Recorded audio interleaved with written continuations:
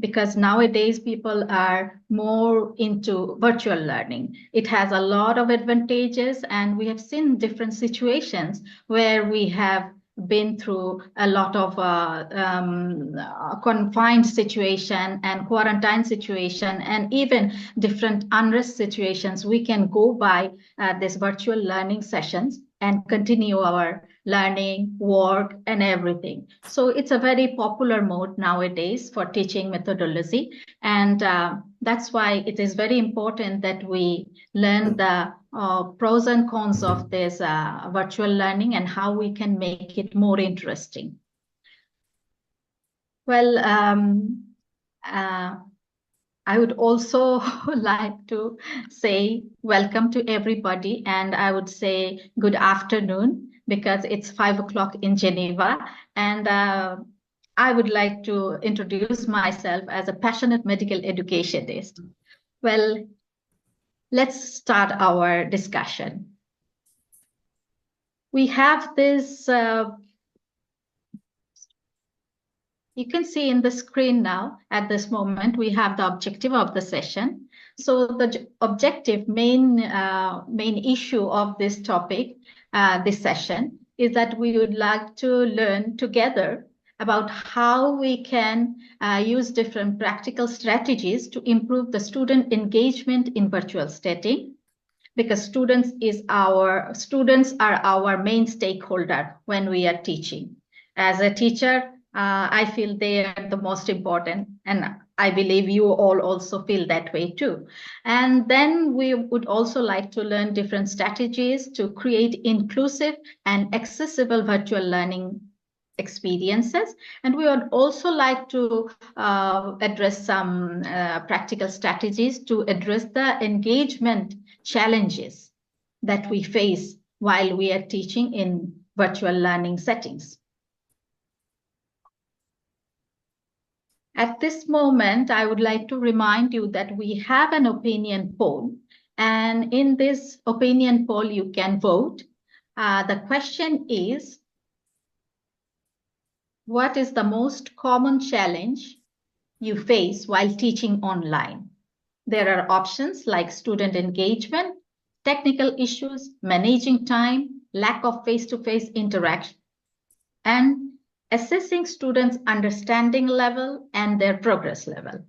So as you are all in this virtual session, and you are also practicing virtual teaching learning methods, so I believe you have been through these situations, and let me know by clicking to this virtual, this poll. And we will discuss the statistics later on during our session.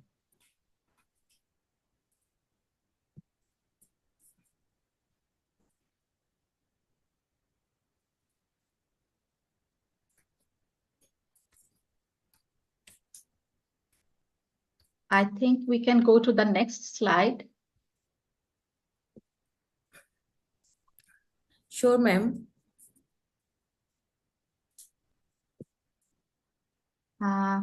If everybody has finished their voting, we can go to the next slide. Okay. So why virtual student engagement matters? I've been through different scenarios, and I've seen when we ask to students, how do you feel about the class when it was taken virtually during COVID? Some of them just make their faces like this and would say, it's boring. It was boring. I hate it. It's boring. And their body language and the faces were also frustrating. And it is a frustrating situation for the teacher also, for the facilitator also, because you can see in the screen that your participants are all in not a good mood. So virtual student engagement does matter. Why? It does matter because enhancing learning outcome is important. Why we teach? We want them to learn, and we don't want them to learn superficially. We want them to learn. We want them to understand and internalize the knowledge and then apply it in different scenarios. So during virtual learning, if the students are not engaged, then the learning outcome will not be good, and the retention will not be good, and the outcome will not be good, and they will not feel like they belong in the community. And when they don't feel like they belong, they wouldn't learn much. So that's why we need virtual engagement, the student engagement during virtual learning. So if we want to understand different types of engagement during virtual learning, what do we have here? We have the behavioral engagement, we have the emotional engagement, and we have this cognitive engagement. Okay, so we already have the poll result, and we could see, yes, student engagement was the issue for 39%. Technical issues 19%, managing time 6%, lack of face-to-face interaction 8%, and assessing the progress 28%. Okay, we will discuss all of these situations later on again. So what do we understand about behavioral engagement? It's about the participation of the student. When we are in the classroom, for say we are in a physical classroom, the students are standing up, sitting down, putting their hands up. These are their behavioral engagement. Speaking up, questioning. But in virtual engagement session, what do we have? We have the participation in discussion, and we can keep them engaged by attending the sessions and also submitting the assignments. And the emotional engagement, what do we feel? Just as I mentioned, that the students need to feel that they belong to the cohort who are being taught, and then they need to have an interest. They want to come, they want to join the class, they need to have a motivation. Yes, I need this. Okay. And then the cognitive engagement. Cognitive engagement, it gives you the deep understanding. They can do the critical thinking, and they can do the problem solving activities. Like they can apply their knowledge. So these are the different types of engagement that we need.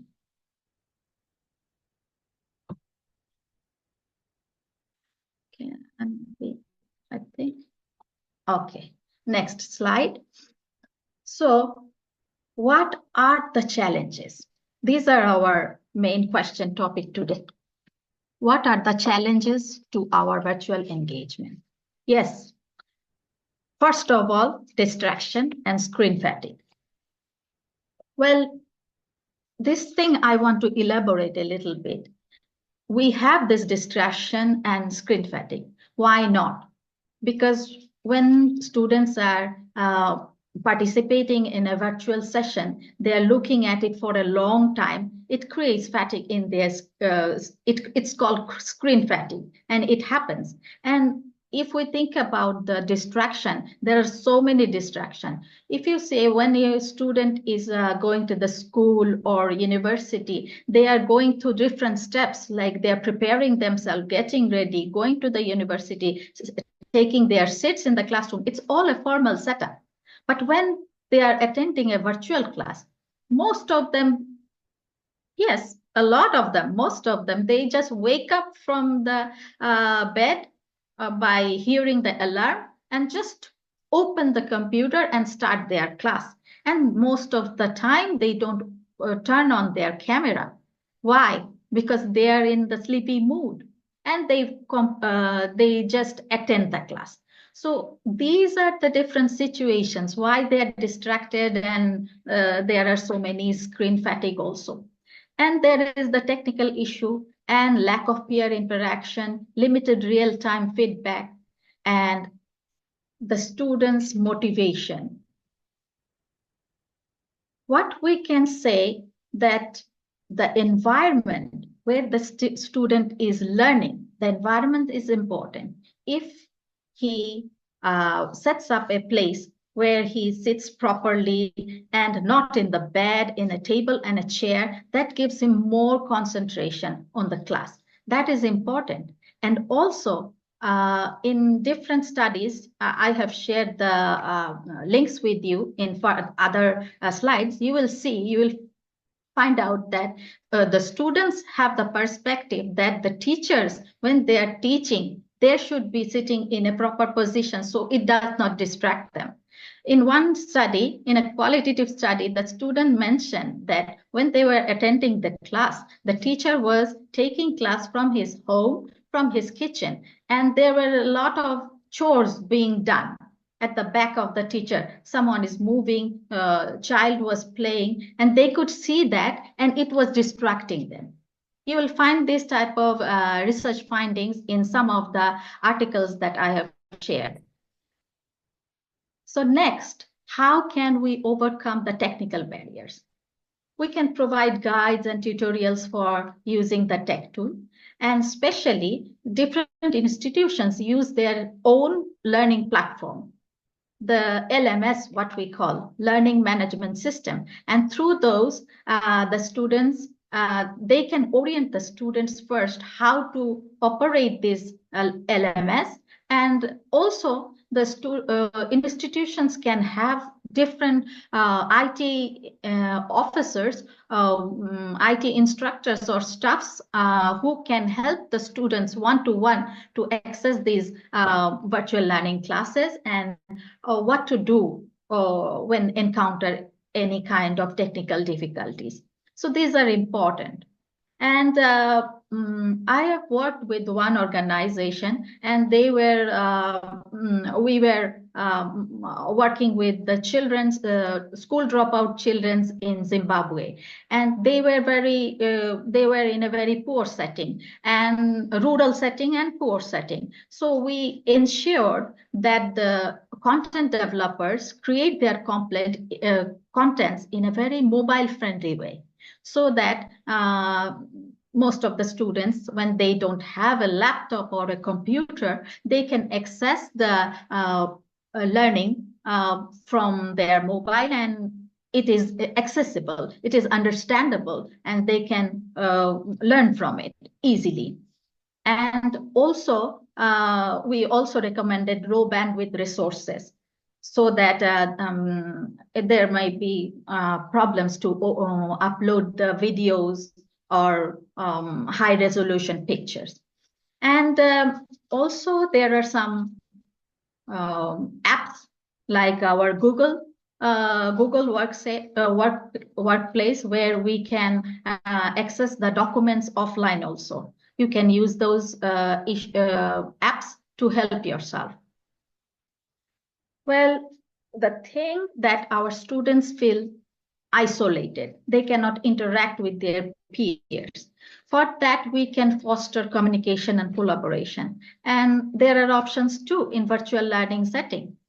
We can encourage peer interaction via different discussion forums or group projects. And also, we can use Google Docs for collaborating tools. Like currently, I'm mentoring some students with medical students. They are trying to develop a research project. And we have a Google Doc shared within the group. So every time anything is updated in the Google Doc, in real time, we can see it all. So this way we are collaborating together, and we are encouraging it, so that although it is a virtual setup learning session, but still we can do some collaboration and we don't feel isolated. And we can also create buddy system, so the group can work together. And we can, as a facilitator or a teacher, we can create virtual office hours. Student can have appointments, and within that time schedule, they can discuss their